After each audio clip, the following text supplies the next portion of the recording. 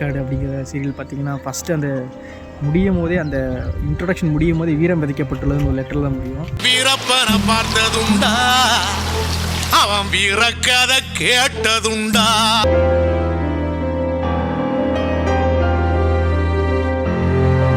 ஏன்னா ஏரியா இருக்குது பார்த்தீங்களா, தண்ணி வந்துச்சுன்னா கொஞ்சம் தூரத்தில் வந்து ஏறிடும்.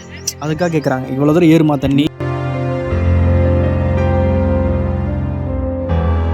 இதற்கு ஒரு இது மாதிரி கட்டலாம்ல, அதுதான் விட மாட்டேங்கிறாங்கம்மா.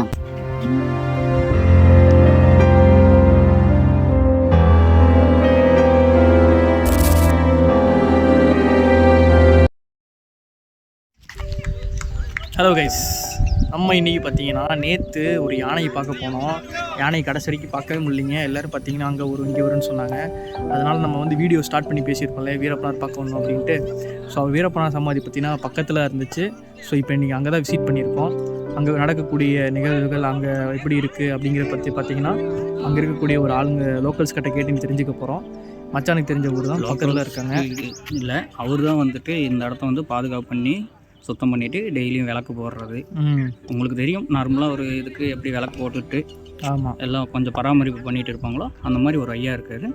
அந்த ஐயா வந்துட்டு என்ன சொல்கிறாருன்னு சொல்லிட்டு நம்ம அவர்கிட்ட கேட்போம். அவருக்கு இங்கெல்லாம் வருவார் அவரு? நீங்க பாத்துருக்கீங்களா? எப்படி நீங்க இதை வந்து பொறுப்பெடுத்துக்கிட்டீங்க நீங்களாவே? அந்த அம்மா கிட்ட, இந்த அம்மா எந்த அம்மா? இவங்க ஒய்ஃபு ஏதோ சுத்தம் பண்ணிட்டு ஏதோ விளக்கு வச்சு பற்ற வச்சு பாதுகாப்பு பண்ணுங்க. ஏதாப்பா இல்லைப்பா விசேஷம் அன்னைக்கு இதுக்கெல்லாம் சுண்ணாம்பு வாங்கிட்டு வந்து அடிச்சு போடுவோங்க.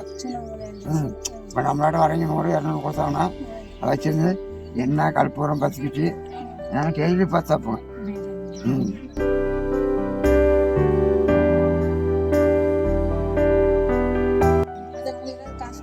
அது வந்தால் கொடுப்பாங்க, அது வரணும் வாவா. இப்போ நம்மளோட வரையும் கொடுத்துட்டு போனோம் தான் வருவாங்க. அம்மா வச்சுக்கான வருவாங்க. வருவாங்க. சொந்த வீட்டில் அங்கே இல்லை, அது வீடு அங்கே பொட்டினேரி இருக்குது. பொட்டினேரி மேச்சேரிக்கு தானே பொட்டினேரி இருக்குது. ஒரு காடு தோட்டம்னா செங்கப்பாடி ஓப்பன தான். கர்நாடகாவில் இருக்குது. கரும்பு விளையும், கரும்பு மஞ்சள் வாழை. ஆமாம், அதுதான் விளையும்.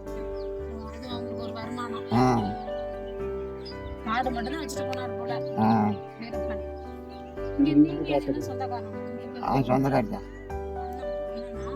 எனக்கு அண்ணா ஒரு சென்டர் மாலை போட்டு வீரப்பு. அந்த ரெண்டு யாரு? அண்ணன். இது ஃபர்ஸ்ட்ல இருக்கிறதா? அண்ணன் பையன். அண்ணன் பையன். இந்த சைடு இந்த சைடு தான் அண்ணன். அண்ணன் சம்சாரம். அதெல்லாம் நீங்கள் அண்ணன் பொண்ணு கட்டிதான் என் மாமன் வீட்டில். மாமன் அதனால போய் அண்ணன் கிடையாது. சொந்தக்காரி.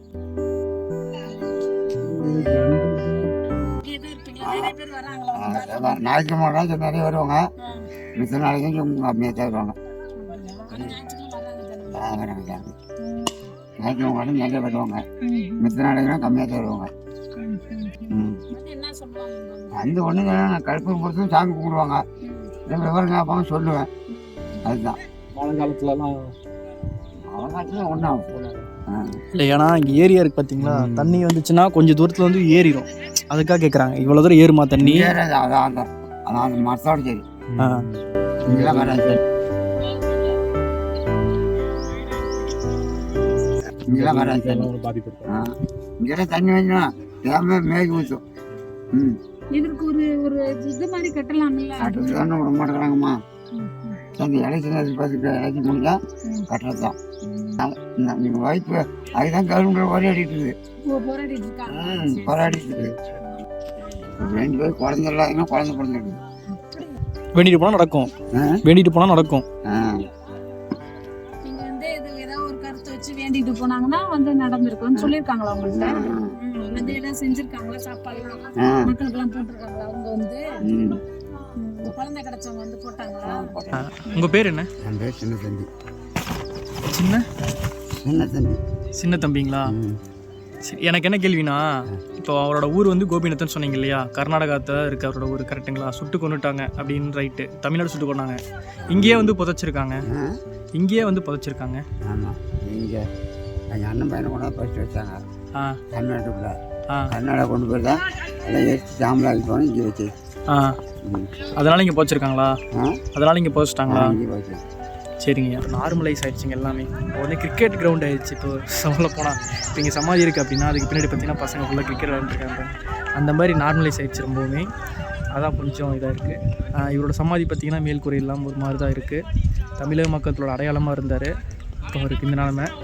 நாங்கள் வந்து ஞாயிற்றுக்கிழமை பட் இருந்தால் கூட இந்த டைம் ரொம்பவுமே க்ரௌடு வந்துட்டு தான் இருக்குது அவரை பார்க்க.